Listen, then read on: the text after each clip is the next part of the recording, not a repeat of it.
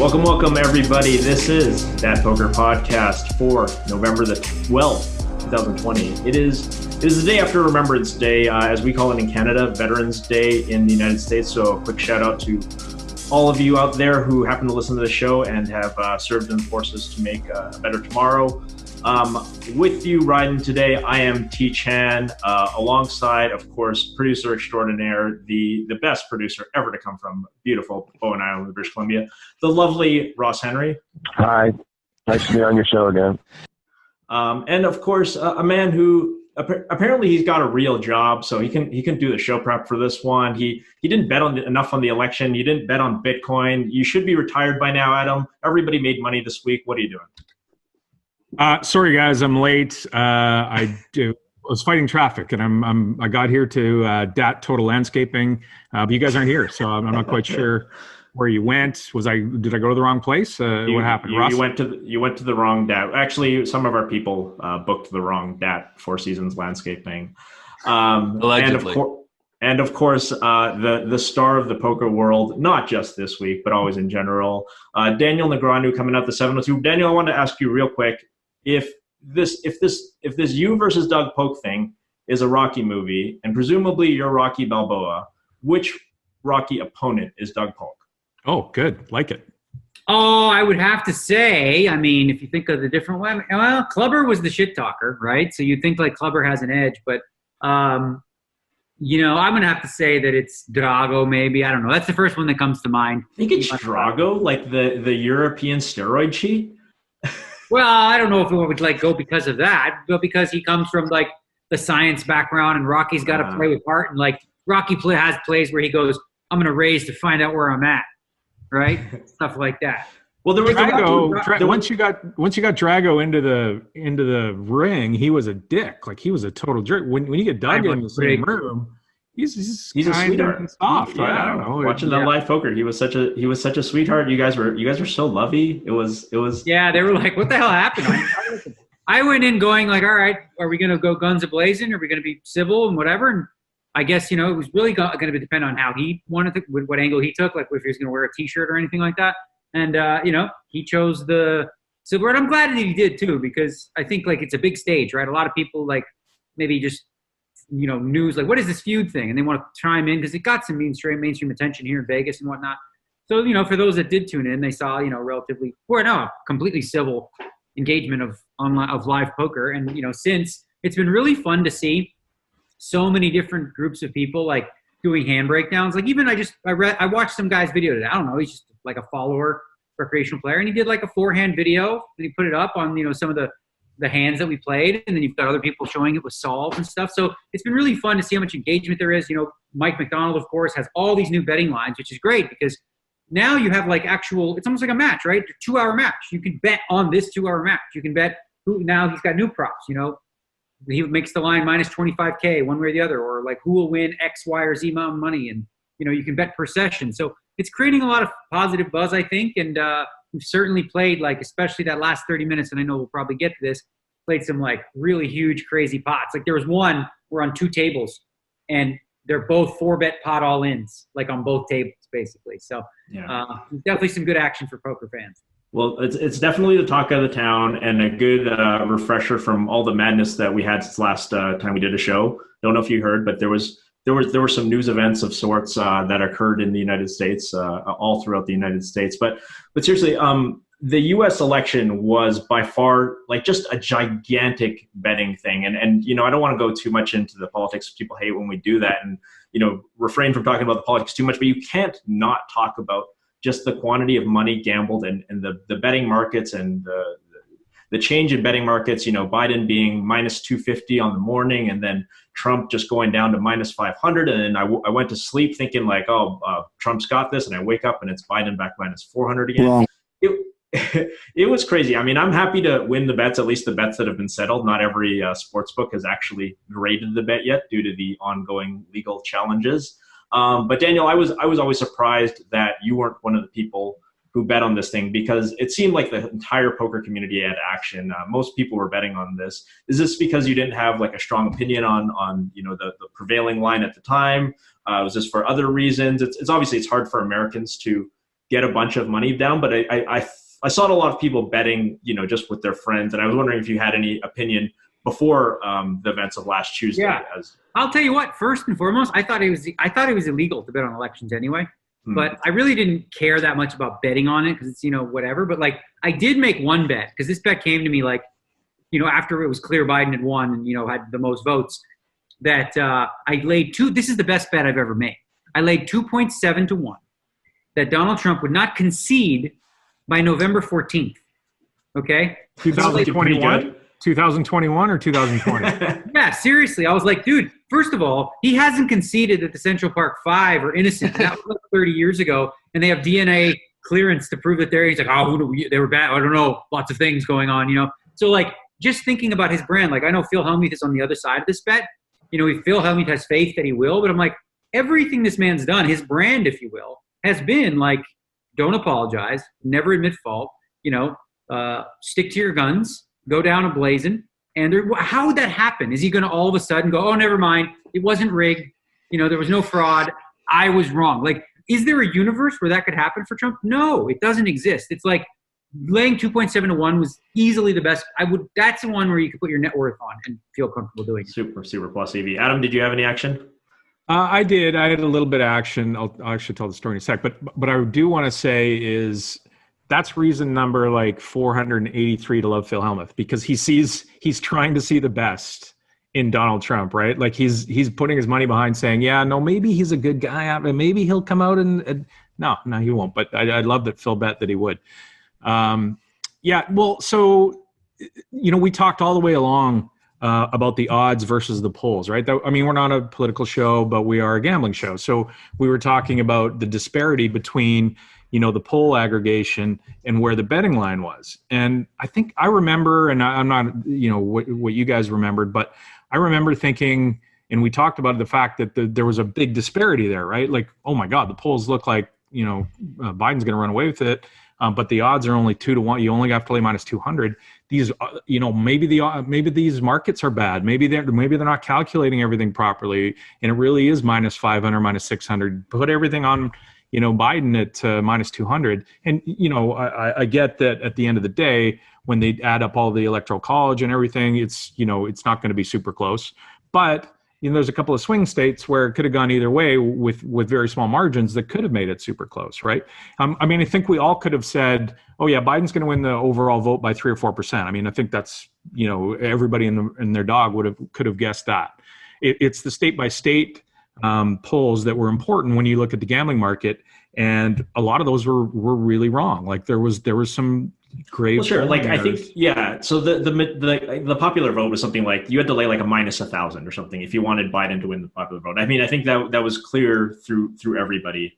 The state by state stuff, I think it comes down to the reason why Biden is a significant favorite is because the various configurations, right? Like Trump basically at the end needs a parlay of multiple states to actually pull it out. Whereas like Biden can afford to lose states here and lose a state here. And of course, like Pennsylvania being a lockdown. But yeah, it's the thing is with an event that happens every 4 years, we can never know what the true odds were. We'll never know because there's just too much to figure out going on here. But, I think it was it's crazy how much interest that there actually was in this gambling event because there were so many unknown unknowns. We still to this point don't really know for sure who's going to be inaugurated as president. Which is a crazy thing. The markets seem to think there's about a 12% chance that Trump will still be president on Inauguration Day, which is bananas. So, but I think the interesting part in my thought all along the way was, wow, this line is wrong. The polls and well, before you finish, I just want to put a point on one thing. You're Canadians. You're not allowed to have an opinion. That's what I've been told on Twitter. Okay, go ahead. Sorry. For the record, it's a place called Ottawa. Well done. So good. But I think what we can look back, and yeah, it's hindsight, and I get all that, but the markets were pretty good, right? I think the betting line was pretty accurate versus what the polls were saying, right? Because if you just said, well, the polls weren't as accurate as the betting market, I don't think, because like Terrence said, Trump's got to hit a whole bunch of parlays in these close states that he didn't end up hitting, but they weren't far off.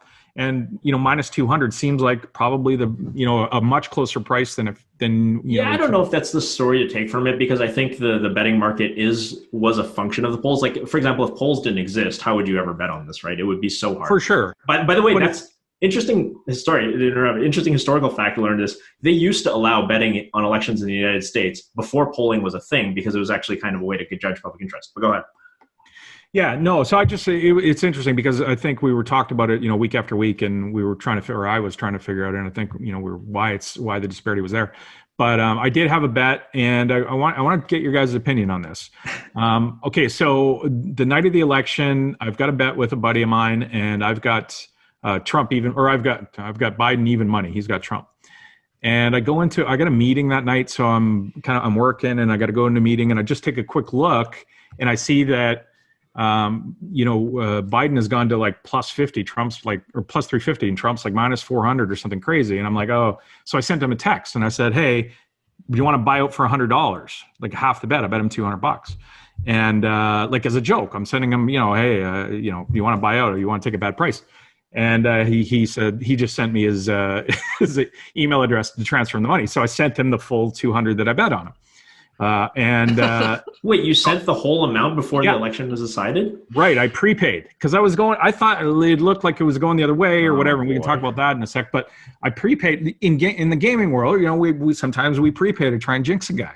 And that's what I was doing. I'm like, oh, okay, here, I'll ship you the 200. You can't do that though, right after you've offered a buyout. Like that just makes the buyout was a joke. I offered him to buy out 100 when it was completely the other way. I was joking. Oh, okay. Yeah. Right. So I shipped him the money. So now he goes, well, he doesn't understand about the whole prepaying thing, trying to jinx or whatever. So now he's like, well, you gave up. You sent me the money to get bets over. You conceded. You conceded, right? And I'm thinking, we got into a discussion with him. I'm going, I get it. Maybe, this isn't something that, has ever happened before to you, but this is kind of a thing where we try and jinx each other with prepaying, whatever. But he went around and he talked to a bunch of his friends and got input on what he should do. So he decided, well, first of all, what's your opinion? So did I lose the bet or should No, of course you didn't. Okay. I mean, or you can make the argument that he doesn't pay you until like Biden's inaugurated or the official result is declared or whatever, but yeah. Okay. Daniel, did I lose the bet? I don't think the bet's even, decided yet, right? I mean, yeah. Well, Trump's going to work hard on all this, fake ballots he's going to be looking for in Rivers, at 4:00 in the morning, these fake ones coming out of nowhere. Yeah. Ross, did I lose the bet? No. Okay. So what ended up happening, he is going to send me the 200 that I sent him back, and he's going to buy me $200 worth of lunches. So I said, because I just told him, I go, look, do what you think is right. That's all I said. That'll work. Like, whatever you want to do. So that was what he gave me. But anyway, sorry, I just want to get back to it quickly. And I know we're a gambling show. We got lots to get to. But I watched the Market Mania show, and this was a really good live stream on election night with Brian Micon was hosting it. Matt Glantz, Andrew Barber, and Bart Hansen were on it. And they were sort of reacting as things came out. These guys had a bunch of money on it. Bart had $250,000 or something on it. And they were reacting as the odds were shifting, as results were coming in. And it was a really, really well done show. So when the odds turned, to Trump like minus 400 or whatever it ended up being, like Glantz is like, I'm writing off all my action. I lost this. And so is Barber. Like they're all just kind of writing it off. And Bart stops and he goes, hang on a second. This is sort of how it's supposed to start. Like, what are you guys talking about? This is like a flip still. And we're getting like plus 350 on Biden right now. And Bart's all mad. He's like, geez, I wish I had a whole bunch of capital, because he tied all his capital that he had online available to bet on it up before and he's like, Jesus Christ, why didn't I keep a bunch of capital to be able to, arb in between as we go?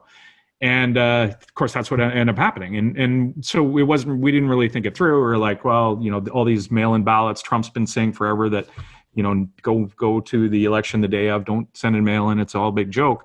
And then, so, when the mail-in ballots get counted, and as we saw, they're going to break hugely for Biden. But I don't know if you guys watched that. Well, yeah. I mean, there's a lot to be said about leaving liquidity to make that. And one person who did do that, Alex Weiss. Alex Weiss absolutely crushed the elections. And Weiss had literally millions of dollars on Trump. And so you would think, oh, this man lost a lot of money this week. Not at all. He what Weiss did was basically he bought Trump when he was whatever, a 2-to-1 dog, 30 in the terms of betting markets, and then he sold it at the top. I mean, when those early ballots come in, he started selling off that action. He basically was free rolling on the election, and he, according to his own Twitter, and I believe him. Maybe that's naive or whatever, but I think he's a sharp guy. He's made 7 figures of profit on the election, and I think he crushed on the election last time. He's been a crypto crusher for a long time. For those who don't know from the poker world, he was like, I think, one of the very fastest supernova elites ever. Just a guy who just grinds an insane amount. And yeah, so I mean, there was so you mentioned all the big bets that people had on Biden. I think most of the pros that we know had Biden bets. I think Matisow and Doyle had the other side. Don't know who else, but it was really interesting to see how many people were trying to buy Biden in the lead up to the election, and how much everybody was sort of sweating the night of the election, especially after like Florida breaks bad, and then Georgia also early on not looking good, and a lot of the other states, honestly. But yeah, one of the most compelling things we'll be thinking about that one for a long time, and it'll for sure affect. I think future election betting will sort of all take the memory of this and sort of realize it ain't over until it's over, and maybe the next one will be a bit less swingy actually. So let I get into the news of the week. Hold on. Before you get into this, Terrence, I got actual breaking news. Like, do we have a breaking news, Ross? What do we got for breaking news? Breaking news. Buongiorno. Right. No, for real, this is actually big. Since we are a poker show, this is probably going to be massive news today, and it's going to explode, and I've got it here for you. I'm looking at the press release right now. Ooh. In 2020, there will be a WSOP main event champion crowned. Okay? What? Well, we already had one. Main event champion we crowned. had one on GG Poker. As you know, on GG Poker this summer, we hosted a whole bunch of World Series Poker bracelet events. We had a main event, but it was not the World Series Poker main event. It was a 5K. There was, 3 rebuys. It was a faster structure, all that, right? But we are actually going to have a worldwide World Series of Poker main event, and I'm going to give you the rough details and exactly how it's going to work. Wow. We'll be able to play in the United States where you can on WSOP.com if you're in Nevada or Las Vegas, and you can travel there if you set up an account and play there. For those of you in the rest of the world, you don't have to travel to the United States. You can play on GG Poker across the world. Oh. So the way it's going to work is domestically in Las Vegas on December 13th and December 14th, it will be a 2-day event with an incredibly good structure, 10K buy-in, no re-entry, proper World Series of Poker main event, okay? And those 2 days, you will play down to a final 9, okay? Those final 9 will play at the Rio on December 28th until there is a winner of that portion, and there'll be a separate prize pool. On GG Poker, you're going to have the same sort of format where there will be multiple day ones. There will be a day 1 on November 29th, December 5th, and December 6th. Day 2 plays down to 9 players on December 7th. Those final 9 will play off in a separate final table at the King's Casino on December 15th, and they will play down to a winner in a separate prize pool.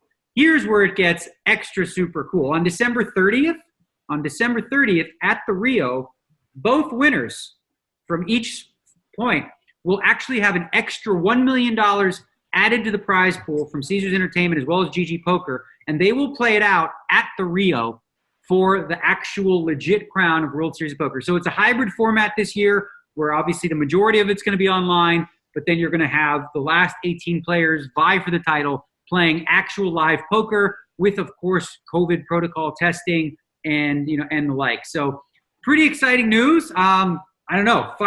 That's bananas. That's crazy. I mean, wow. So many things to think about. Just trying to think of how many people enter. So it is a 10K. You said it will be just like the World Series main event. $10,000 buy-in, no re-entry, very slow levels. As I said, it's going to take 2 full days. And online, if you play 2 10-hour days, that's 20 hours of play. That's like 70-hour, 60. That's like playing 6 days of the main event to get to the final table. That's very cool. And $1 million added by Caesars and GG Poker. I'm just processing this. I don't even, we didn't know any of this stuff was on, but that is some very cool stuff that will be happening. And just sneaking it under the radar for 2022. Just to clarify, there's a GG winner and a WSOP winner, and they meet in Vegas. That's right. Right. So there will be 2 separate prize pools. Okay. You'll have the WSOP prize pool. The winner of that wins that prize. The winner of the GG will win, the international prize. Then the 2 will meet for an additional $1 million heads up for the actual title. Now, I'm not entirely sure just yet in terms, I imagine chips will carry forward. So if the GG portion is bigger, I would imagine that player will start with a chip lead because obviously it's more difficult to beat a bigger field. And I'm not entirely sure just yet in terms of whether they're playing for more than just $1 million or not.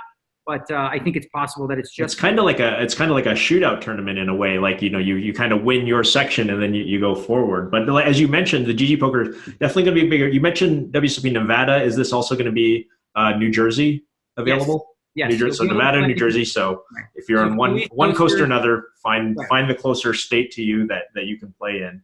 That seems like it would be tremendous value if you're in the United States and you're able to get to one of those states because you have a much smaller field to get to that final where the prize money gets really big. It seems to be a little bit tougher for the rest of the world, but of course you'll win more. You'll be competing for a larger prize pool in that part. But if you're talking about just getting to that final live portion of it, you'll have a better chance of that.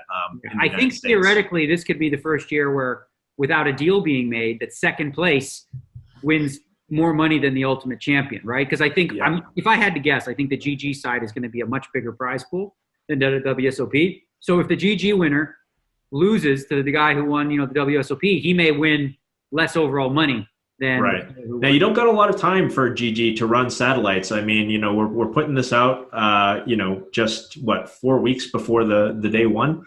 So they're going to have to really get cranking on these satellites. So a lot of action. I mean, it's just going to be it's going to be crazy because online poker, the cycle of online poker since the World Series, like not a lot sort of happened in the online poker world since the World Series. We had a tremendous buzz. You guys really hit it out of the park on GG with that one, and now bringing it back a couple months later brings back a huge amount of buzz. But we have to really ramp up those satellites and see how many people are able to get in. Quick question: Is there a guaranteed prize pool? There isn't a guaranteed prize pool. There's $1 million in addition to the prize pool that's going to the heads-up winners. But I don't believe, as of now, in the press release that a guarantee was released. If that changes in the next day or two, we'll update that on Twitter. Is there so could you play in the WSOP one and then fly to wherever and play? You can't play in. Absolutely not. So again, it's very, very important to protect the integrity of the main event, and this is something that I'm is near and dear to my heart, to always protect the main event. It can't be a re-entry, man. This is the main event, right? So if you can choose, though. Like for me, I could choose to go to Mexico and play in the GG field, or I can stay here in Las Vegas and play in the WSOP. So that would be an interesting decision. As Terrence said, my path is probably easier here in the WSOP, and it's also home. I'll also be continuing with this heads-up challenge that I'm doing. So for me, it seems very likely I'll do the WSOP side for all those reasons. But obviously, I'd love to play on the GG side. Do these count for your bracelet bets? I guess they do. Does? Yeah, the bracelet. I was very careful in my wording. Bracelet bet says anytime, not that this is an easy one, like, ooh, wow, But if there's one event left and it's going to happen in the end of the year and I have one more shot. Wow, that is super cool. Lots of process about this. I'm sure we'll have more to talk about on next week's show when we sort of like filtered and you get more information to come out. But this will throw a wrench slightly into the Doug Polk challenge because you're going to go from playing all this heads-up poker to go back and playing the thing that you're more used to, which is, I guess, like multi-way, no-limit, 9-handed MTTs. How do you think this is going to affect your schedule going forward? Well, first of all, I think it's going to help me immensely in the tournament because I haven't spent this much time thinking about poker and learning about poker. Like, frankly, in the last 4 or 5 weeks, the amount of information that I've downloaded as a result of this challenge and constantly studying and working, I'm like peak. I know heads up's a lot different. Obviously you're playing super wide ranges, but it's more difficult in that sense. Whereas, 6 or 8 max or 9 or whatever it's going to be, you get a little time to just sort of like wait it out. So I feel very, very confident going into the tournament. As far as the match, I let him know that we'll probably take a couple days off then. I think it's his birthday the day after that. I imagine he'll want to play it as well. So it won't be a big deal. Like, that happens on the 13th or 14th, right? So, we could probably play a session on the 11th or 10th and then another one on the 15th, 16th. So we'll just take a couple days off.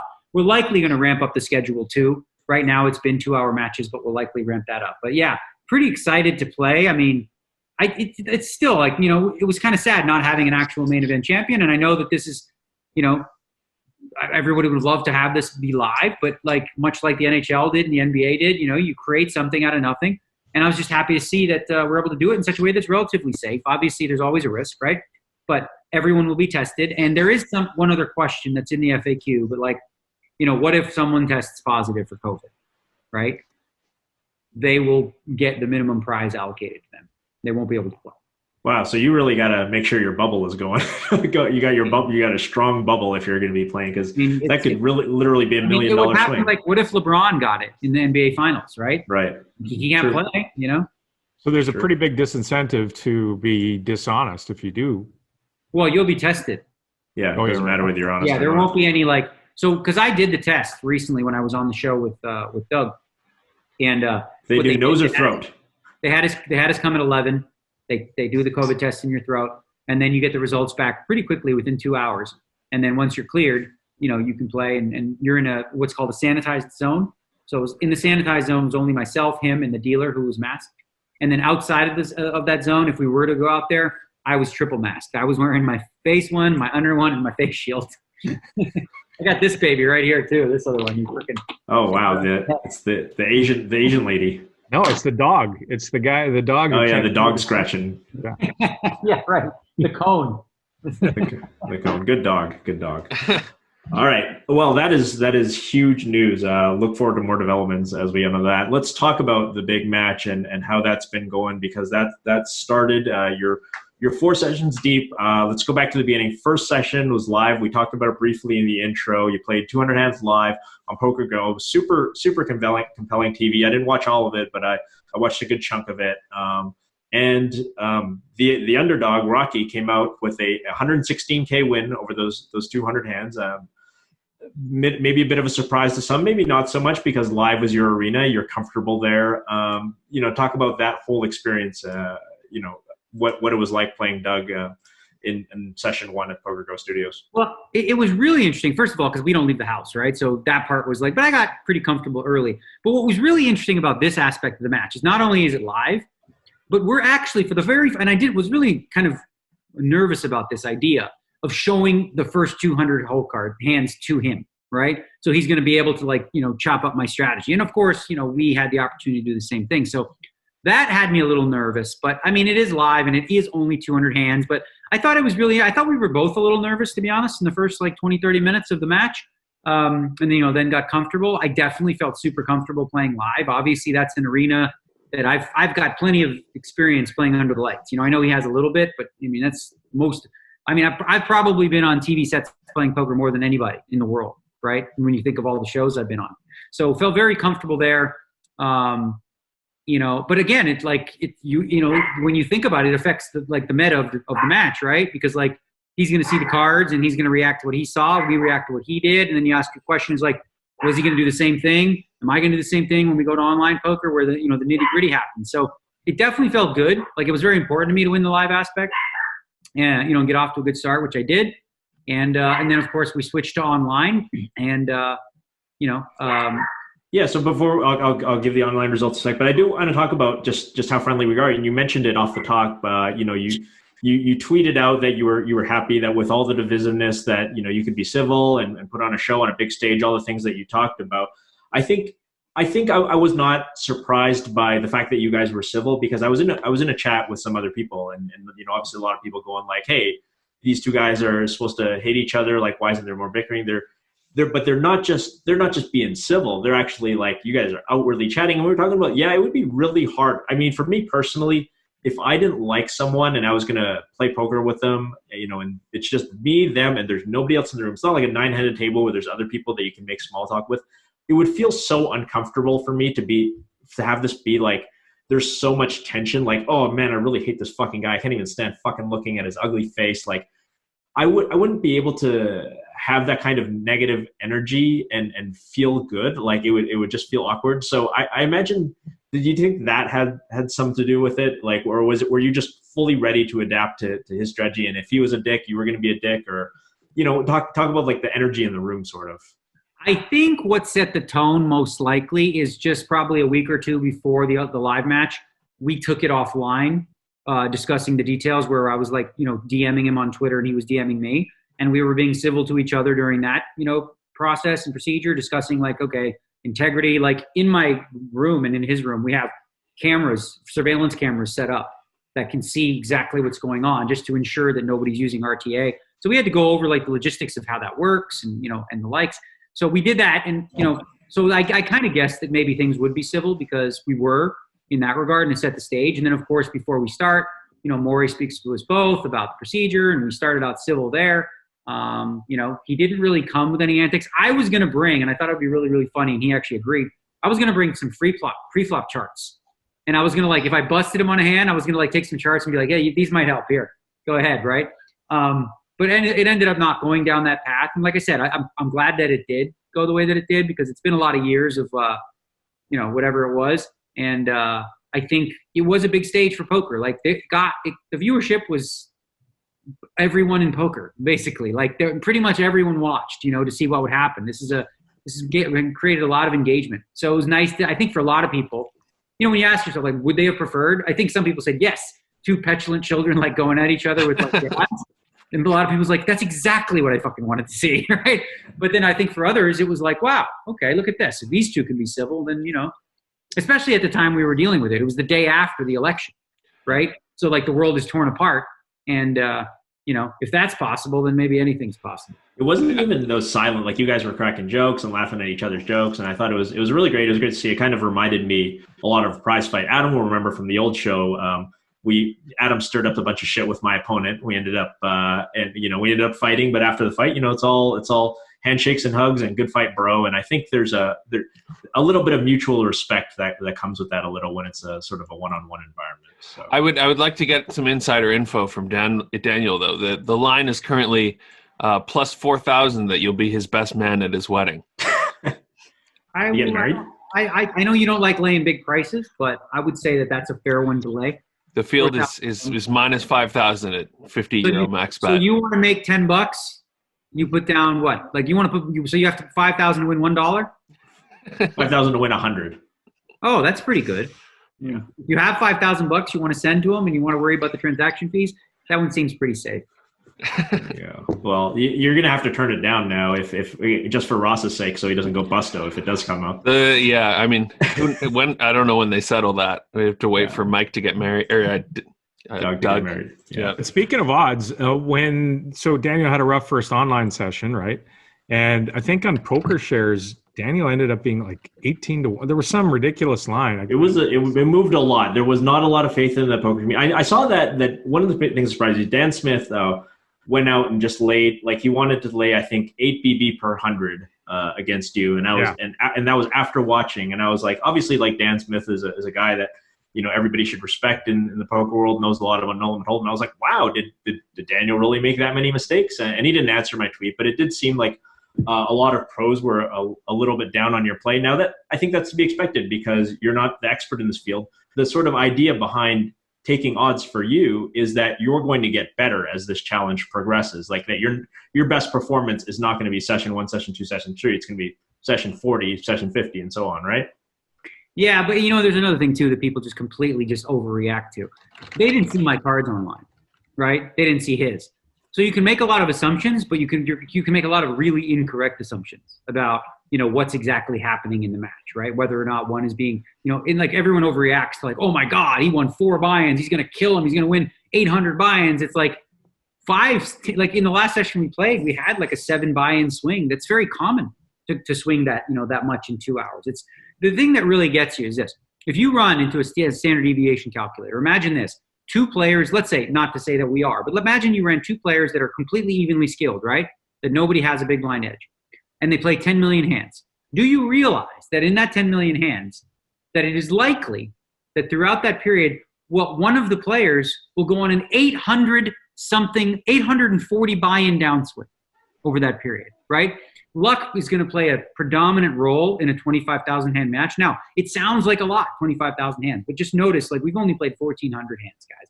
It's like, this is like not even the first 2 minutes of a basketball game. There's a long way to go. And you're right, Terrence. Like, my hope is that as the match progresses and I continue to download information, which I do rather quickly, like, that's something that, you know, it's built upon a foundation of 20 years of poker. Obviously, it's more advanced and different because it's online.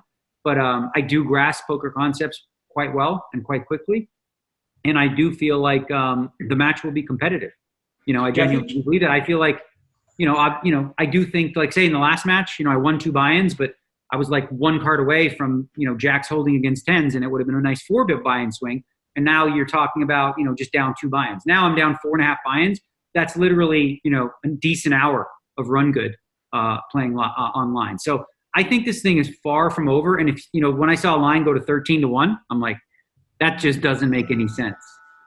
Yeah, I think people definitely underestimate the variance. I think Jonathan Little put out a video, and I don't want to get the numbers wrong, but you can check it out on his YouTube channel. I think it was the kind of thing where it was like, even if you're giving up 7 big blinds per 100 to Doug, it's still correct to bet on you. And that was at the old price of like 5-1 or whatever basically, I watched that video, Jonathan Little did. Okay. And essentially what he said is, Doug would have to be winning for more than 10 big blinds for that to be a profitable bet to lay 4-1. So that's why he took the other side.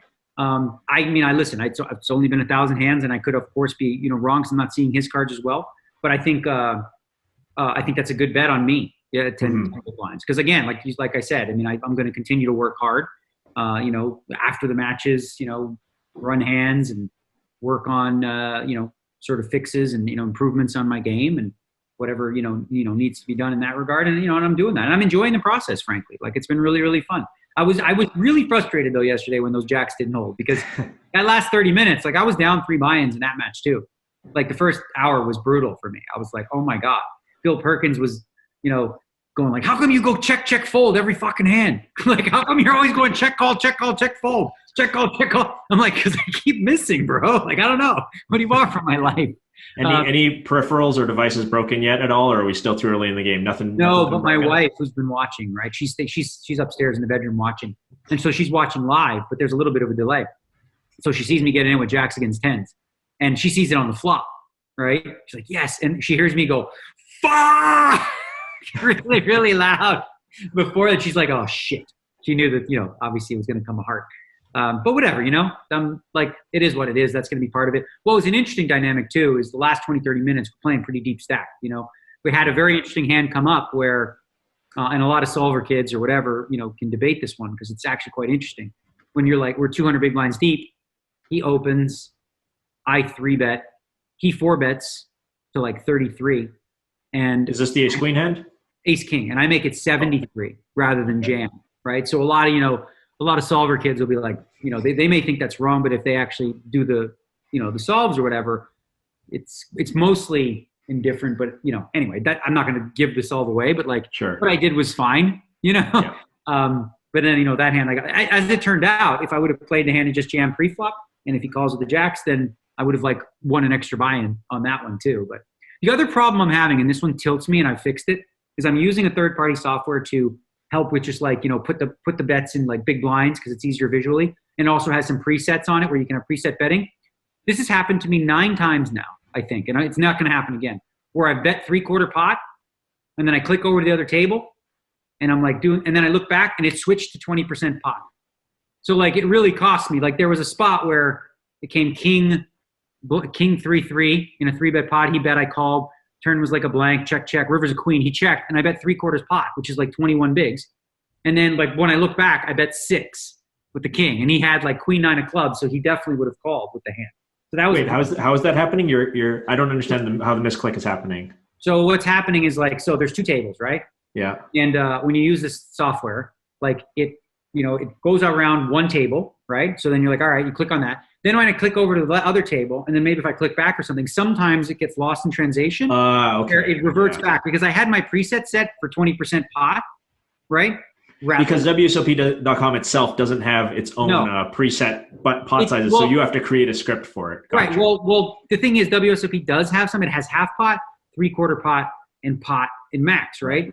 Well, I was using, 20. Part of my strategy is using 20%. So I had it set as a preset to 20%. Yeah. Far too often. But they do have a 75, so there's no real purpose for me even using it. So I'm just going to eliminate my presets, and if I have to bet 20%, which is going to be a significant amount of time, it's not that hard to just double the pot. If there's 8 big blinds in the pot, I'll just bet 1.6, double it, which is 16, and then go 1.6. So I'll just have to be doing that from now on because that's pretty significant.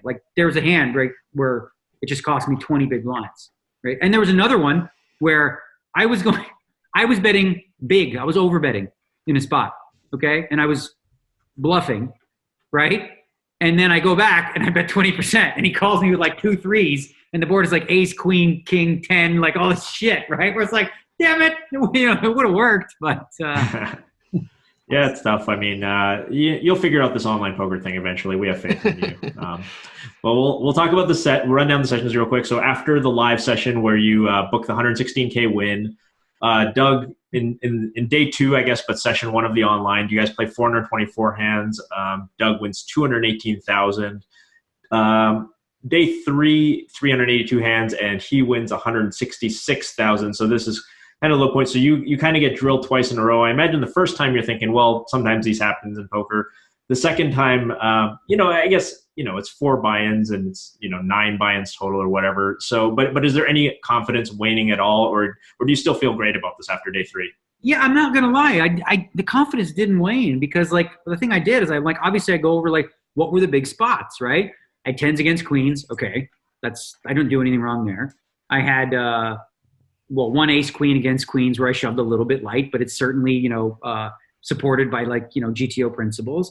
And I didn't win any all in pre, right? I didn't win 1. So, and I think he was won 3 or 4 of them. So I was all right, well, I'm down roughly that, that'll hopefully even itself out. And so there's definitely some things he does that's, very difficult to play against, right? Obviously, because he's very, very good. And he's, beaten a lot of the, the best players with the strategy that he's employed. So he's certainly tough to play against, but I haven't felt class.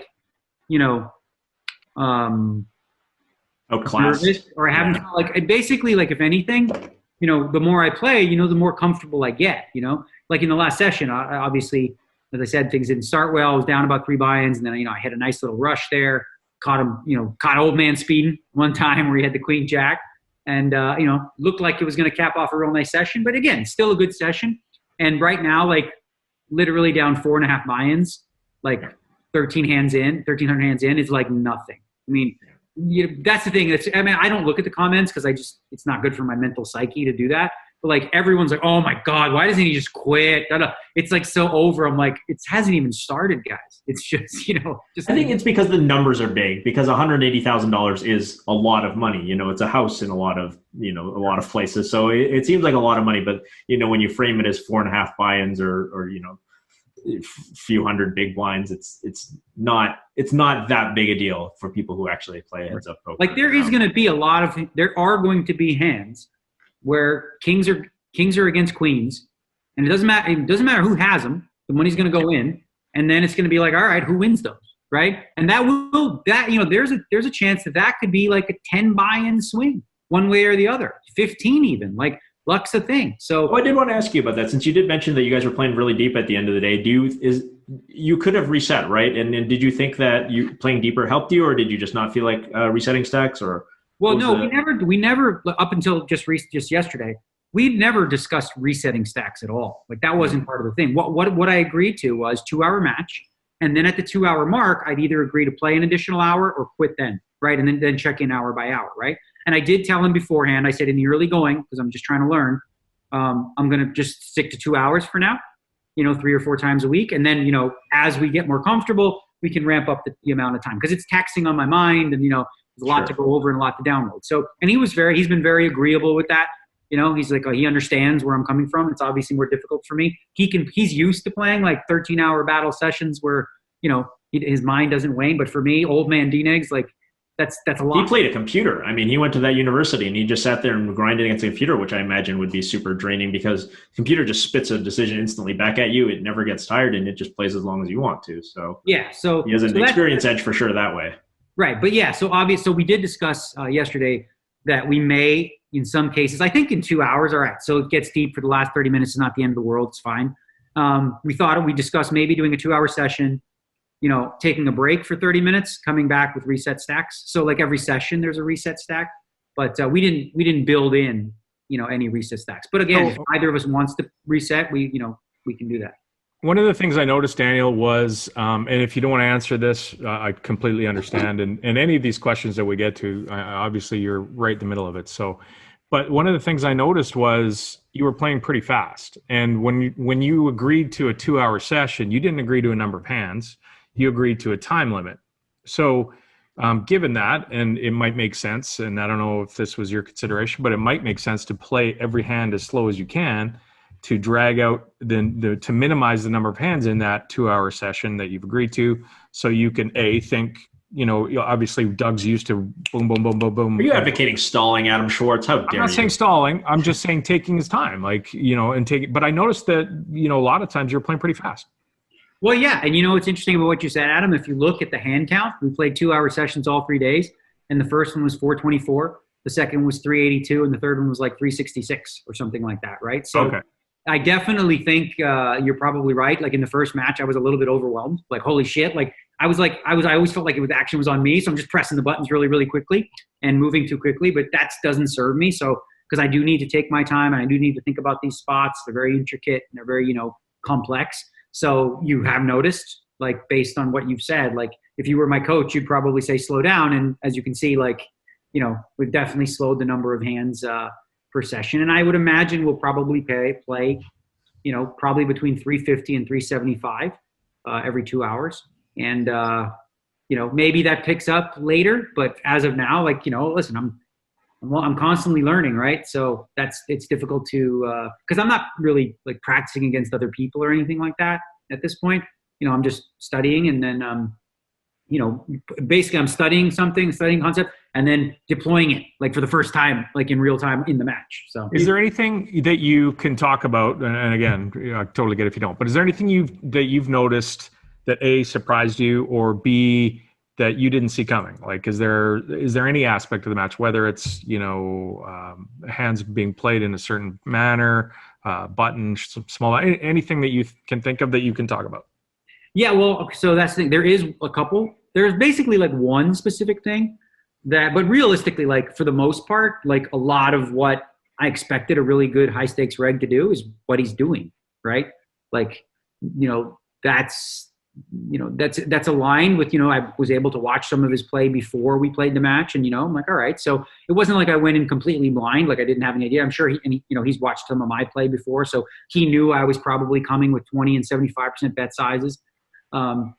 But yeah, there's a couple things. There's one thing in specifically that I obviously cannot share because, that's the thing. Like, and I know that he's doing post games for his streams as well. And like, he's going to share a lot, but or discuss the strategy, but you can't be like, oh, you know what I noticed, bro?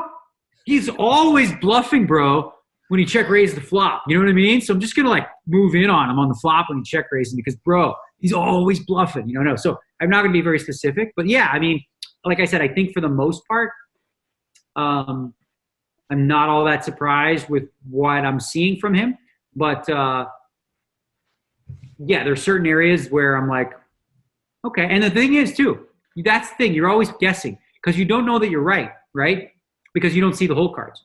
That's the difficult part. Like you may think you're seeing something, but it's a mirage, right? Like in the last session, there was a lot of 4-bet pots, right? And, it seems like, well, shit, DNegs is 4-betting a lot.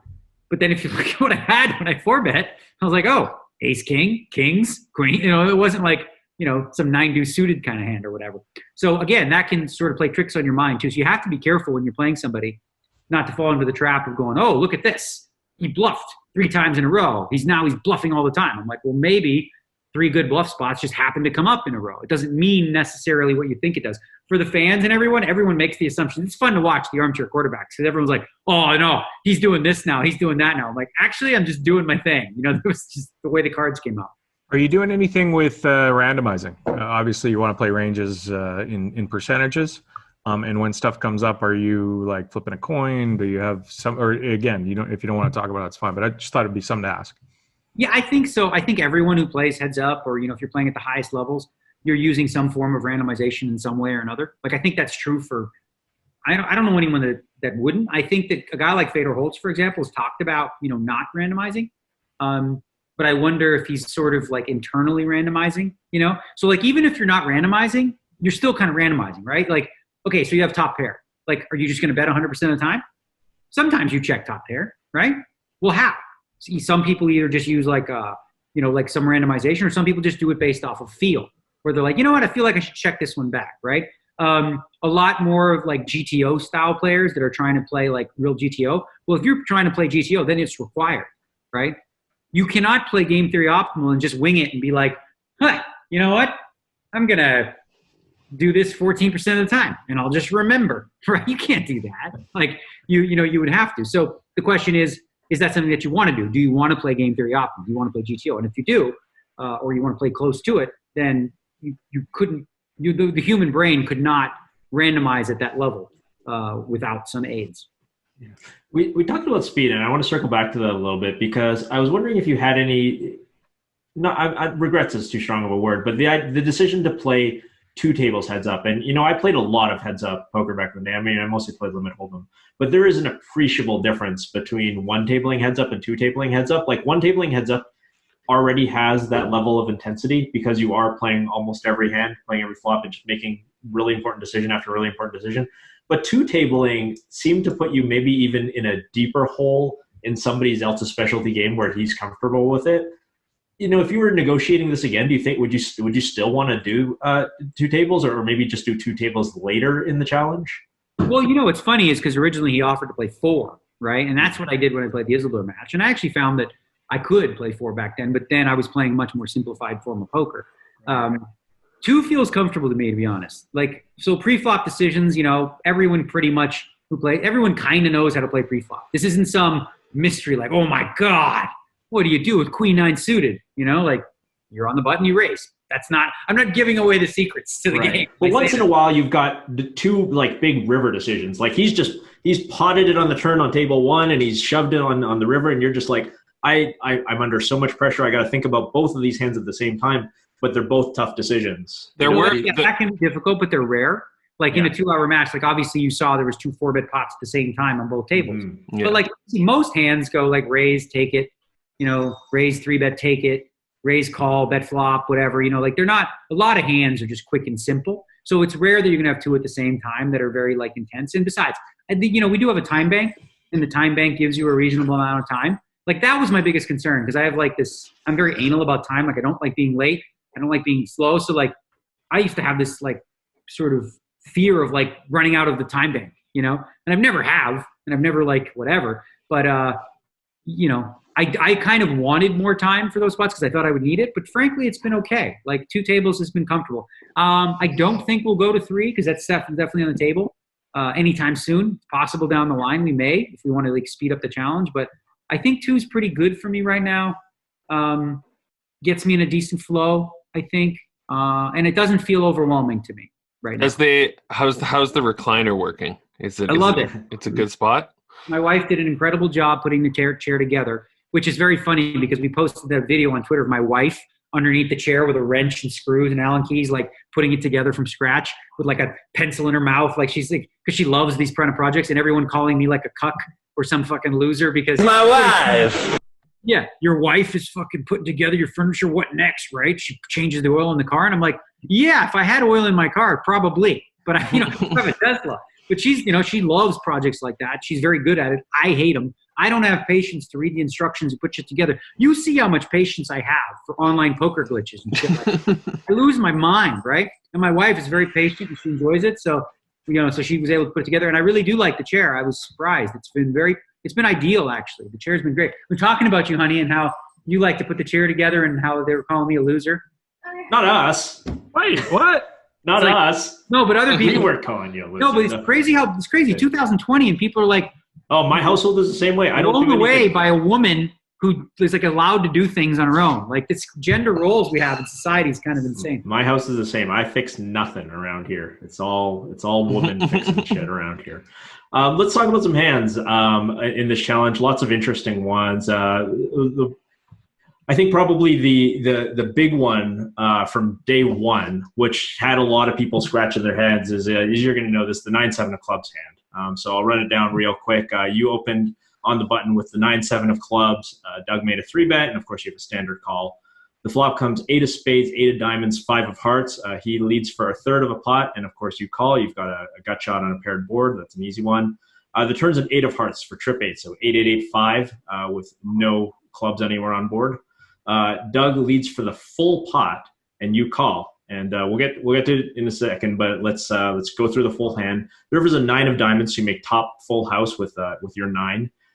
Doug goes all in for, I think it was about a pot-sized bet, and you call, and he has pocket aces. And now, obviously, I think the pre-flop, flop, and river are all 100% obvious. Once you make a full house, you just have to pay him off there. But the turn call, I think, had a lot of people scratching their heads. They weren't sure. Talk us through the decision to call with the 9-7 of clubs on an 8-8-8-5. All right, before I do, I want to ask you guys, do you think if you punched it into a solver, like a GTO solver, do you think there would be a frequency where it would suggest calling with my hand? On the turn? I think it would be low. I mean, my guess is it would be low, and it would involve bluffing a lot of rivers because you don't have the 8 of clubs. Well, yeah, I don't think you're calling with 9 high to go, I don't know, maybe we'll catch one. Yeah.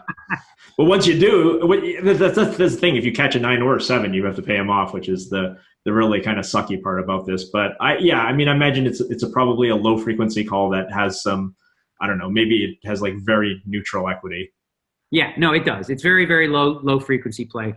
Not that you should make a lot of low frequency plays just randomly, because it's low frequency for a reason, because it's not ideal like to do the majority of the time. Now, I overthought the situation, really. Like, I was basically like, the board was 8-8-8-5, right? And notice there was 1-8 missing, and it was the 8 of clubs. I had 7-9 of clubs. He 3-bet pre-flop. A couple combos at 3-bet there are 8-9 and 7-8. I blocked those, right? So it's unlikely he has an 8 unless it's ace-8. Maybe some king 8, there's a lot. Basically, I'm blocking a big percentage of 3-bettable 8s. So I was like, oh, sweet, I could rep an 8. But I'm like, then I was like, oh shit, but all he has left is like a pot-sized bet on the river. So my thought process is pretty obvious. I don't think I'm giving away much to say that I was calling the turn with the hope that he would check the river, and then I could go all in and steal the pot from like some ace high type hands or whatever. Now, as played, once you hit the 9, like that's no longer a difficult decision. That is like 100%. Because now I'm literally, at the very top 10% of my range, right? I have an 8 sometimes. I have maybe 10s, but I'm probably re-raising, 10s or jacks. Very unlikely to have that. So a 9 is like, woo, you can't really, you don't do well to fold the top of your range in spots too often against a very good player. Like, you can't get away with that because, he's very capable of bluffing there. And so, when I of course made the call and he showed me the aces, and I was like, oops, well, that felt really stupid. And then of course I didn't look at a lot of comments because I think a lot of people don't understand, my thought process. And again, like in hindsight, given the same opportunity, would I call with the 9-7 suited? I'd probably fold the turn, and I would suggest doing that. But I'm going to make mistakes. That's okay, right? Like, it's a kind of interesting thing, because if you weren't playing a player of Doug's caliber, you'd have a much easier fold on the turn. Like, if you're playing Grandma Betty, as you like to say, and somehow she managed to make it heads up to the final, you and her at the main event final table, I think you're finding a fold there. But because you're playing against an elite player who's capable of barreling off. Yeah, I guess I just misread the stack sizes in my mind when I called. I'm like, well, maybe I can make a bluff raise on the river, or do something freaking goofy crazy, right? But then I'm like, oh shit! I mean, he's just going to bet turn. And when I look, I'm like, damn it! I'm like, why didn't you think about this before? So it was first match. It's interesting because actually, really cool. Yeah, you brought up the solver, but the solver actually says that he should actually check the aces on the turn like a lot. From the solves that I looked at. And a lot of the times he should actually bluff, not bluff, but value bet like a third of the pot. And then those times that it had him betting a third of the pot, you would actually raise at that point as a bluff. And that bluff has got to be, again, you mentioned having the best blockers possible to potential quads. So I thought that was really interesting too, that even though like you kind of look silly because you're the guy calling with 9 high, a pot size bet with 9 high, that, you know, you can make an argument that he didn't play it flawlessly according to the solver either. But, you know, you guys are both have to make mistakes. I mean, otherwise. Well, yeah, but here's the thing, right? Like, each other. So he made a low frequency double barrel. I made a low frequency call. You know, so what? Like, you know, in the bigger picture, like, do I think the match will be decided by that, like, one decision? I hope not. Because, you know, well, actually, you know what? That wouldn't be so bad, because if that's the decision, then one of us only wins $40K, which is probably better than most people expect me to do in the show. Oh, yeah. I mean, there's people talking. I heard people on streams talking about, like, what if Daniel loses $5 million in this thing? Well, that's what's funny is people talk about, possible. Like, at this rate, you're going to lose $60 million, right? Like, okay, yeah, that's. Oh, that's like when the NHL player scores like 3 goals in his first game and he's on pace for 240. Exactly. Nobody's ever scored 240 goals in a season, but this guy's going to do it. He's on pace anyway. Yeah. He's on pace. Hey, while we're on hockey, by the way, just quickly, there's a great podcast. There's a great podcast that just came out, and I'm probably Daniel's too deep in the studying to have caught this yet, but James Duthie, who's a broadcaster here in Canada, he started a podcast called Beauties, and he wrote a book called Beauties too, but he started a podcast called Beauties where he tells the best, like he goes to a hockey player and tell me your best hockey story that nobody knows. So there's all kinds of great stories about, you know, Brett Hull and his roommate Kelly Chase and, you know, that kind of stuff, Sidney Crosby and stuff. But anyways, if you're interested at all in it's kind of like our poker people always, give me your best degen poker story. Well, this is their best hockey story from like the, you know, stars of the NHL. Great podcast. We gotta start charging these people for advertising time. Another hand from that session, you had the Jack 9 of hearts, and there was a 3-bet pre-flop. It came 8 of hearts. Excuse me, I'm reading this wrong. 6 of hearts, 4 of hearts, 2 of clubs. You bet a third pot. Doug called. The turn is a 10 of diamonds. You checked. Now he bets a third of a pot. He bets 6K into 20K. And you jam for 56K total. You end up having the Jack 9 of hearts, so basically overcards and flush draw. Doug hit flop 2 pair. He ends up, you know, you guys get it in. He ends up holding. I saw an analysis on this by the commentator, Kakati, who was the GG Poker live stream commentator. So they're doing commentary on ggpoker.tv for those who have missed it.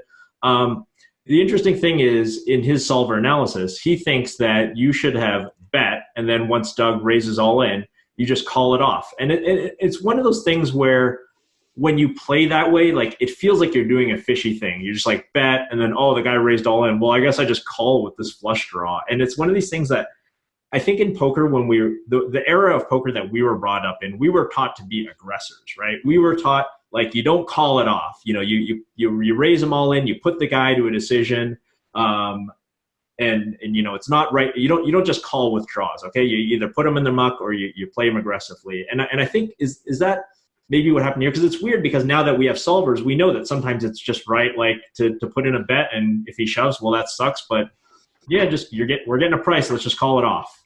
Yeah, you're right. It's like an awkward spot, right? Because like you ask yourself, all right, if I do bet the turn, do I want to bet the turn in such a way where I'm pricing myself in against a shove, or do I want to bet the turn in such a way where if he shoves, I can fold, which sucks, right? Because like the other option is to check and call and try to hit your hand, right? Like, but betting, let's say, which isn't the style that we were raised with, right? Like imagine, so instead of like, which was an option, I could have check called the third bet. If I bet a third pot and he goes all in, I've just wasted a third and I don't even get to see the river, right? Whereas if I check, you know, he may check back sometimes. Now, I don't love the line I took here, but I felt like my Jack 9 in this spot, you know, was wrapped around the 10.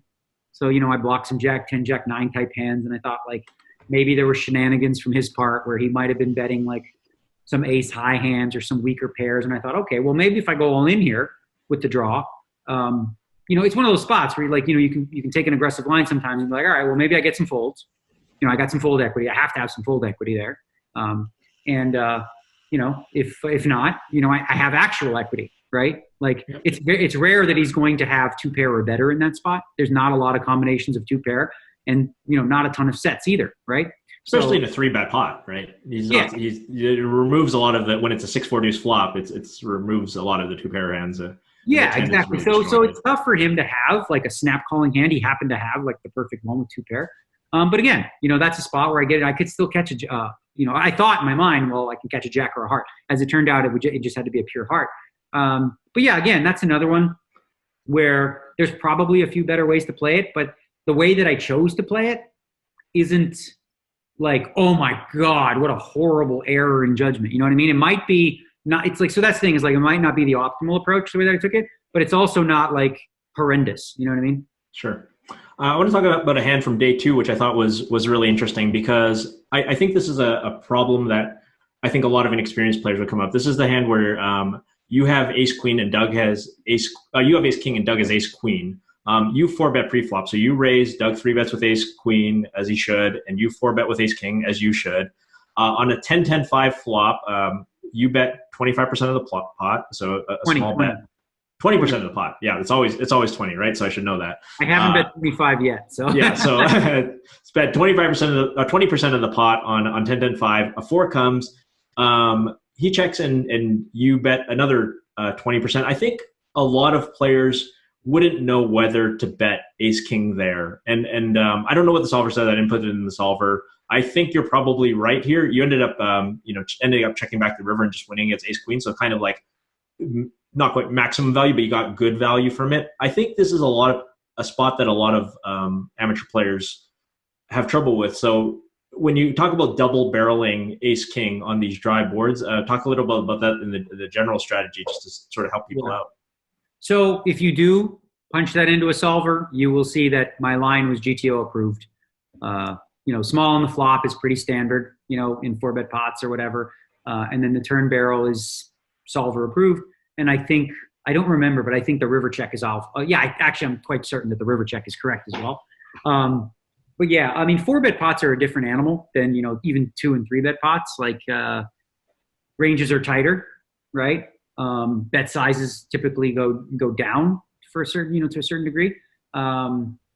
So I'm trying to answer questions without giving away way too much. But yeah, the hand was definitely solver approved. Like, you have to think to yourself, I guess, to some degree. I guess in theory, the reason it's probably solver approved, and this is just me guessing, is you probably don't get check raised that often on the turn, right? Because you have, like, you 4-bet, so you have the aces, you have the kings, you have the queens, you have jacks.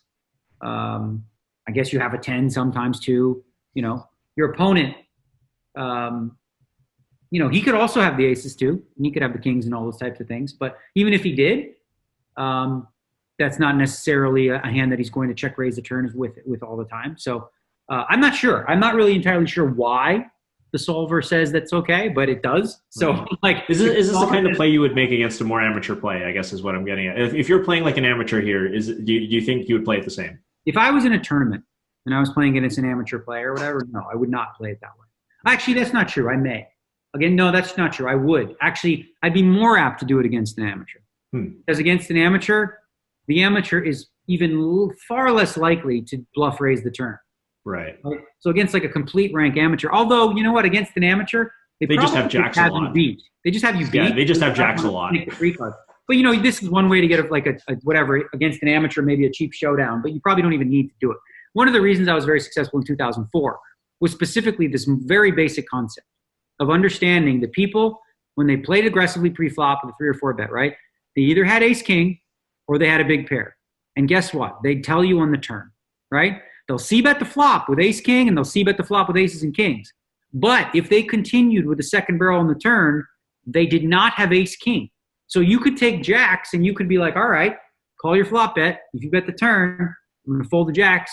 And, if you check, then I know I'm good. Gus Hansen, he talked about this in his book, the one they played one hand. I remember watching it at the World Series. I'm like, wow, this is crazy. Because Gus is considered a very, very aggressive player, right?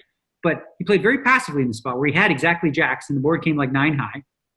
And he checked back the flop, checked back the turn on a blank board. And then the ace came on the river and he just like folded, right? Because the guy bet. And his thought process later was, it's a tournament, first and foremost. And he's like, I'm going to get this guy to call me all in on the river with ace-king high for sure, is what he thought. But I can see if the ace or king comes first before I risk a damn chip, right? So he's like, I know what he has. I can wait to see if I get rivered, not risk anything, and then get the value then. So that's actually obviously a very extreme exploit that, that's not something I'm thinking I can do against Doug. Like, I'm just trying to play correctly against him, but like, it's just an interesting concept against, amateur players in terms of one way you can exploit them. Cool stuff. Last hand I'll bring up, and then maybe we'll do a voicemail or just wrap it up. But there's a hand from day 3, so your victory session, hopefully one of many. Doug opens the pot, and you 3-bet with the ace, queen of diamonds. Doug 4-bets, so we're talking another 4-bet pot with some pretty deep stacks here. The flop comes ace of spades, 8 of spades, 4 of clubs to give you top pair. There's a check, a 20% bet, and a call. The turn is an ace of hearts, a check, a 1/3 pot bet, so about a bet of 12,000. A call. The river's a 4, pairing the board, so we've got ace 8 4, ace 4. You check. Doug jams for 34,000. So I think is that about pot size at that point? Yeah, it's about a pot size bet. Obviously, you have top full house and you snap call. It's more interesting from his perspective. He has the queen of hearts, jack of spades, and the commentators on the live stream were actually talking about, well, it's hard for Doug to find bluffs here, right? So like, what can Doug have when he 4-bets and it comes ace 8 4, ace 4? He found one of the bluffs. I'm curious to hear what you think about the line that he took on this hand. I thought it was like, obviously from my perspective, there's nothing interesting about what I did. I get it feels good. Check, I'll hit the call button and I get money. Check. Okay, good. So he doesn't have an eight. Yeah, but it's definitely interesting from his perspective. And I've listened to a few people break down this hand. And that's what I said. It's been interesting to see so many different people, doing their own solves and running it through. And it's an interesting hand from his perspective because he has a hand that has both blocker effects that are good for him and blocker effects that maybe are potentially bad for him, right? In a way. So the key thing he blocks, of course, is ace, queen, and ace, jack, right? Which is good because, obviously the thought process is if I have ace, king, that's a re-raise. So, ace, queen, ace, jack suited or ace, jack off or ace, queen off are hands that, are potentially in my calling range, right? So with him having a queen or a jack, he has the jack of spades too, and 3 spades ended up hitting the board. So that's probably a card he wouldn't want to have just in case I, had a flush draw and I was calling the flush draw flop and turn. But in hindsight, it's one of those weird spots where like, yeah, you block ace, queen, ace, jack, but you also block queens and jacks. Now the question is, but this is actually, someone else mentioned this and I was like, yeah, duh. But I don't really have queens and jacks that much, right? Because queens and jacks probably just go YOLO. Let's go. Let's just get it in, right? So I think overall, his bluff is pretty good. I do. Like a lot of people might make fun. What's he targeting for you to fold? What hands? I think he's targeting, kings. Oh, no, not kings. Pardon me. Like 10s, 9s, 8s. Maybe like king, queen suited, flush draws. Like, because he had the jack spades, not the queen of heart spades. So just hands like that. Basically anything. He's basically targeting anything that isn't an ace, right? So like all my pocket pairs, the peel and stuff like that. But yeah, I think he'd probably get a lot of flack from people for that bluff. But I just think people don't understand. Like, like if you'd say, I thought he played it, I was happy to see it. I'll tell you that much. I was like, woo, baby. But I didn't look at the hand and think to myself, oh, make a note of that. Bluff, he played this hand poorly, which, is something you do, right? You look at a hand and you go, okay, was that good by him or bad? I'm like, no alarm bells went off for me. That's like, wow, look at this atrocious play or something like that. I just looked at it and go, oh, I'm sure that's probably, if you are going to bluff, that's probably a pretty good hand to do it with. Looking at it overall, do you think he played the live portion different than he's been playing online, or have we seen the same strategies? It's hard to judge from just 200 hands, but well, I think it has less to do with the live versus. I think it just has to do with progression of match, right? Like he goes into the match not entirely sure what I'm going to do, and I go in not entirely sure what he's going to do, and then we see 200 hands, and then of course we develop some thoughts and ideas about what each other's doing, and then we constantly are going to look to see like where maybe we can have an advantage or something along those lines. So, I think the play has changed like several times, and it's going to continue to over 25,000 hands, which is just normal. Like if you fought somebody like in an MMA fight, right? You may come with a specific strategy to do one thing, which is maybe keep them on their feet, and he wants to get you to the ground. And then later, I don't know, maybe he decides, no, I want to get you on the ground. Like you're constantly throwing different things at people, like tennis. Actually, I use the tennis analogy, right? Where, you've been hitting it to their forehand a lot. So, like, are you going to go back to the forehand, or are you going to go to the backhand? Or, it's always a leveling war in that regard. It's just all about learning more about, where you can play better. Well, that's where you look at your watch and you decide what the randomizer says, and you decide which way to hit it. Yeah, right. While the ball's flying at you at 100 miles an hour. Well, super interested to see how this progresses and all the strategy and counter strategy. I'm sure we'll do a bunch more as we go. Should we knock out one voicemail for the fans as we go? Do it. Ross, what do we got? All right. That right there is the mail. Now let's talk about the mail. Can we talk about the mail, please, Mac? I'm dying to talk about the mail with you all day, okay?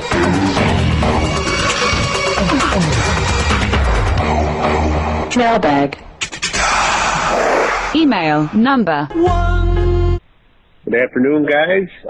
Love the podcast. This is John in Michigan. Good luck, Daniel, on the upcoming heads-up match. But my prediction for the election, this is partially an election podcast, Trump's going to lose big. Then he's going to get really crazy, and they're going to take him out on the 25th Amendment. And then all the people that bet 4 years ago that he wouldn't finish his first term will win their bet and get to collect. That's my prediction. Have a good day. Bye.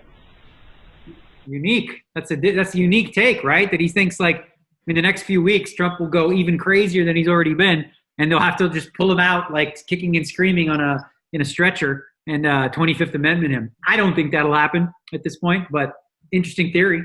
It's interesting to see, like, the Republican line on this, and some sort of, trying to distance themselves a little, and some going all in and doubling down and just making sure that they stay in the good graces for the time being. But the interesting purge that's been going on in the White House administration too. But good to hear. By the way, I just want to quickly say, like, an excellent litmus test of a Republican is, do they find the Four Seasons landscaping joke funny?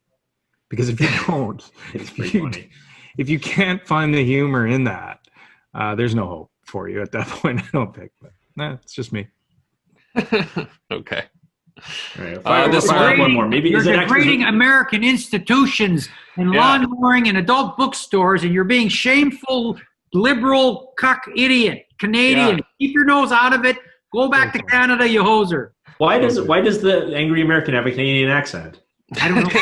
He's from Minnesota. Oops. Yeah. Right.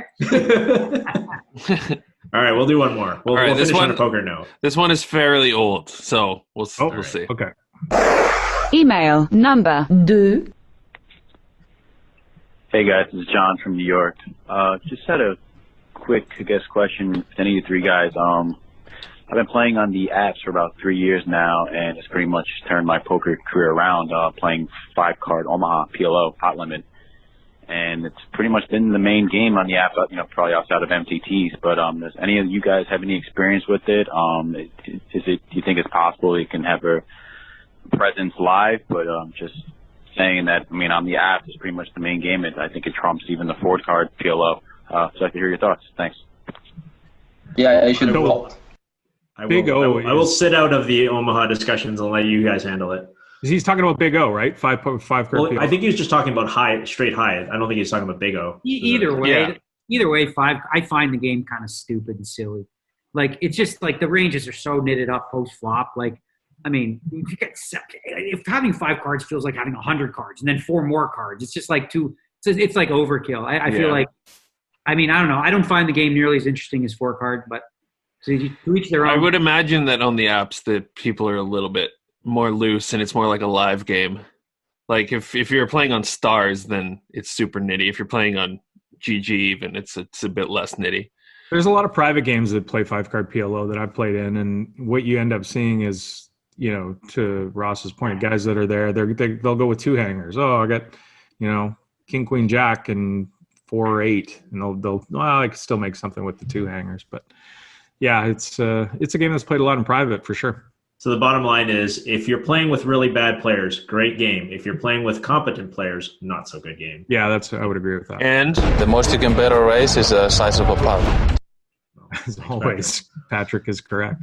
All right, guys. Well, it has been fun. We made it through election week. We made it through our first few rounds of the big feud. It's going to be okay, guys. We're having a lot of fun.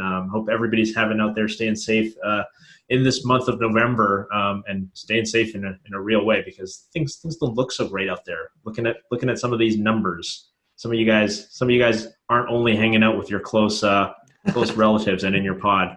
Little few too many people going to the big parties. So stay safe out there, everybody. Have an awesome week. Thanks for joining us on That Poker Pod. Bye bye.